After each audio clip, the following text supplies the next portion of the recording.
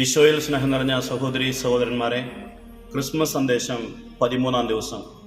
ഇന്ന് നമ്മൾ ചിന്തിക്കുന്ന വിഷയം, യേശു ഈ ഭൂമിയിൽ രാജാവായാണ് ജനിച്ചത്. ഈ ഭൂമിയിൽ നമ്മെ പരിപാലിക്കുന്ന അനേകം അധികാരികളുണ്ട്, അനേകം സംവിധാനങ്ങളുണ്ട്.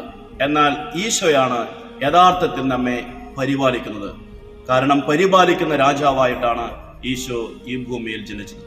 മത്തായിയുടെ സുവിശേഷം 2-ാം അധ്യായം 2-ാമത്തെ വചനത്തിൽ ഈശോയെ അന്വേഷിച്ചു വന്ന ജ്ഞാനികൾ യൂതന്മാരുടെ രാജാവായി ജനിച്ച ശിശു എവിടെ എന്നാണ് ചോദിക്കുന്നത്. അപ്പോൾ യേശുവിന്റെ ജനന സമയത്ത് തന്നെ യേശു രാജാവാണ് എന്ന സൂചന നമുക്ക് കാണാൻ സാധിക്കും. യെശയ്യായുടെ പുസ്തകം 9-ാം അധ്യായം 6-ാമത്തെ വചനത്തിൽ ജനിക്കാൻ പോകുന്ന രക്ഷകനെ കുറിച്ച് സംസാരിച്ചുകൊണ്ട് യെശയ്യാ പ്രവാചകൻ പറയുന്നു, അവൻ സമാധാനത്തിന്റെ രാജാവ് എന്ന് വിളിക്കപ്പെടുമെന്ന്. അവിടെയും യേശു രാജാവാണ് എന്ന സൂചന നമുക്ക് കാണാൻ സാധിക്കുന്നു. യോഹന്നാന്റെ സുവിശേഷം 19-ാം അധ്യായം 19-ാമത്തെ വചനത്തിൽ യേശുവിന്റെ മരണസമയത്ത് യേശുവിന്റെ കുരിശിന്റെ മുകളിൽ യൂതന്മാരുടെ രാജാവായ നസ്രായേൽക്കാരൻ യേശു എന്ന് എഴുതി വെച്ചിരുന്നു. ഈശോ യഹൂദരുടെ രാജാവാണെന്ന് ജനന സമയത്തും മരണസമയത്തും പറയപ്പെട്ടു. കാരണം ഈശോ രാജാവ് തന്നെയാണ്.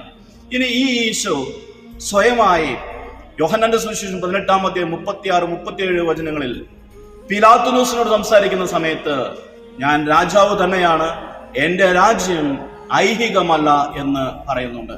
അപ്പോൾ ഈശോ രാജാവാണ്. പക്ഷെ ഈശോയുടെ രാജ്യത്തിന് പ്രത്യേകതയുണ്ട്. ഈ ലോകത്തിന്റെ രാജ്യം പോലെയല്ല, ഈ ലോകത്തിന്റെ രീതികളല്ല, ഈ ലോകത്തിന്റെ സംവിധാനങ്ങളല്ല. ഈ രാജാവായ ഈശോ നമ്മുടെ ഓരോരുത്തരുടെയും ജീവിതത്തിൽ ഭരണം നടത്തുമ്പോഴാണ് നമ്മൾ ശരിക്കും സന്തോഷം അനുഭവിക്കുന്നത്, സമാധാനം അനുഭവിക്കുന്നത്. അതുകൊണ്ട് നമ്മെ പരിപാലിക്കുന്ന രാജാവായ യേശുവിനെ നമുക്ക് തിരിച്ചറിയാം. അവിടുത്തെ രാജ്യത്തിൽ അംഗത്വം ലഭിക്കാൻ, അവിടുത്തെ രാജ്യത്തിൽ സ്ഥാനം ലഭിക്കാൻ നമുക്ക് പരിശ്രമിക്കാം. ഈശോ നമ്മെ പരിപാലിച്ചാൽ നമുക്ക് മറ്റൊന്നിനും കുറവുണ്ടാവുകയില്ല. മനുഷ്യര് പരിപാലിച്ചാൽ നമുക്ക് കുറവുകൾ ഉണ്ടാകും. ചിലപ്പോൾ അനീതി നടന്നിരിക്കാം, ചിലപ്പോൾ നമുക്ക് ന്യായം കിട്ടിയില്ല എന്ന് വരും.